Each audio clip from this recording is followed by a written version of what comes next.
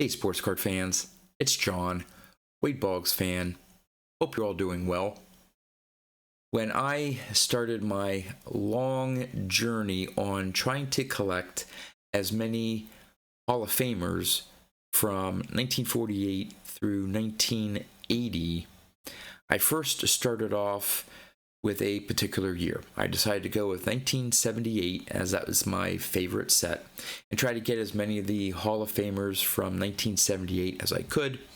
Made pretty good progress. Then I expanded my search to 1979, 1980, 77, 76, and so on.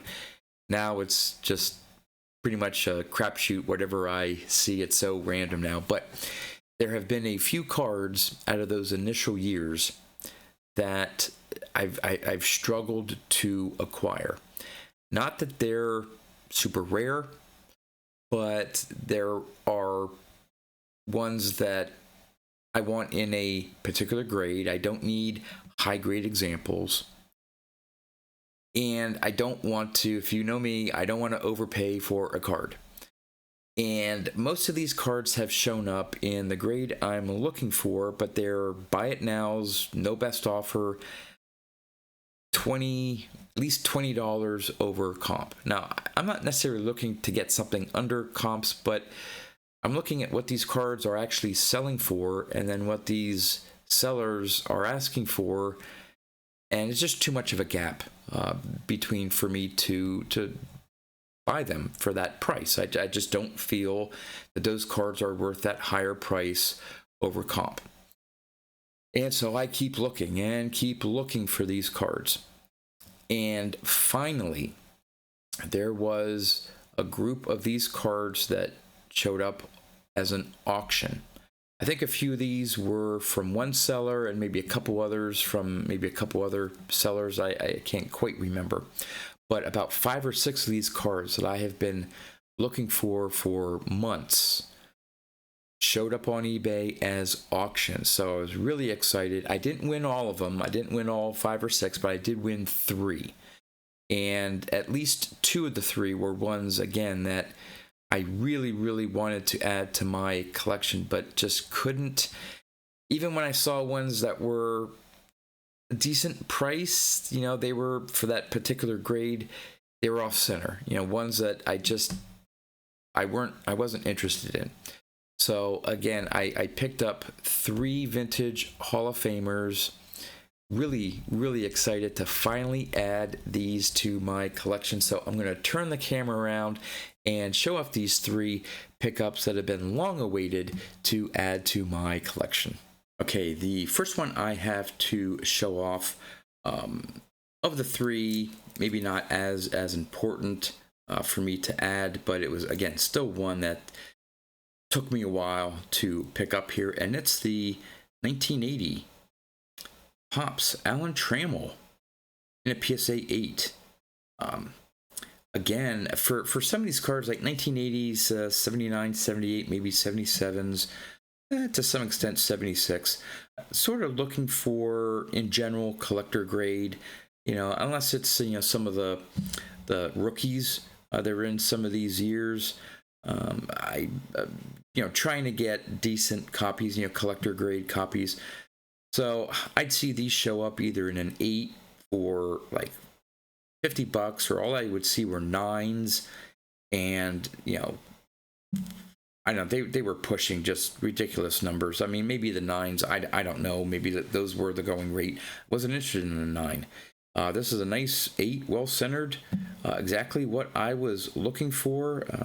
Interesting shot there. Looks like maybe pre-game batting practice, practicing the bunt there. The back is nice, crisp, clean, fairly well centered. This was exactly what I was looking to pick up for this 1980 Alan Trammell. And this one, I may have even got below comps. I think these have been going in an 8 for maybe around $25. And with shipping, it was like maybe $17. So this one, I think I made out, 1, finally got it for my collection, and 2, I got a pretty good deal on it. So we have that one right there. And these next 2, again, these were Again, struggling so much to find the first one. So glad I was able to pick this one up. It's the 1977 Topps Robin Yount in a 7. Again, centering isn't perfect. Again, it's a 7.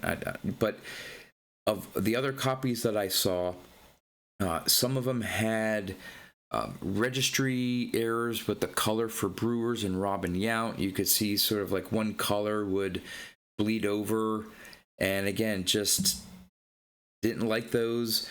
Other 7s were way above what the previous copies have sold for. And so again, in terms of the color registry, nearly perfect, little off, but again, it is so minute that it doesn't bother me at all. Fairly well centered. A lot of these Robin Younts pretty off center, left to right. And the back is okay. The back's off center. I don't care. Again, I have less concerns about the back. Other than that, it's nice and crisp and clean. So finally, I have my 77 Robin Yount in a 7. And again, these had been selling, I think, for around 20, 25 bucks, somewhere around there. I think this one was with shipping is around 30. So again, I was right in that ballpark, but didn't want to pay. Again, some of these sellers I think were asking over 50 bucks for a 7. I just wasn't going to pay it. And the last one, I had done a previous video, I don't know, maybe a month or two now, and one card from 1977 that was dogging me was the Andre Dawson rookie card. Just had such a hard time finding that one in the condition. A lot of them were off center. A lot of them had ink blotches. And again, for the ones that were out there, either lost out on auctions or the buy it now was too much. And I finally picked up the other big rookie card in 1977, and that is the Bruce Sutter. This one is in a 6, and this is sort of the one, again, nothing against Bruce Sutter, but he's, I don't know. Yes, he's a Hall of Famer, great reliever, but just not one where I wanted to spend a whole lot of money on his rookie card. So this is one I wasn't targeting in a PSA 7. I was happy with the PSA 6. Again, but finding one well-centered for the price I want was definitely a struggle. But with all that said, part of the excitement of this journey, of this collection I'm working on, these vintage cards, part of the excitement is the chase. You know, it would be less exciting to me if these were a dime a dozen, that I had 30 of these PSA 6s in this, with this centering, and had my, pick to choose from. Okay, I'll pay this and boom, add it to my collection. It wouldn't mean as much. So sometimes the chase makes it just even more special to add to your collection. And again, this one fits the bill. There's a little bit of a smudge there above the Cubs, but that's not bothering me at all. Very well centered for a 6. Again, I think it has to do more with the slight corner wear. The back even is fairly well centered, maybe a little diamond centering. There's a little smudge right there. Again, so minor that, again, I'm not looking for perfection for these cards. Finally picked this one up in the grade and overall eye appeal that I wanted. And again, these sold listings for 6s were around that, again, $25, $30 range.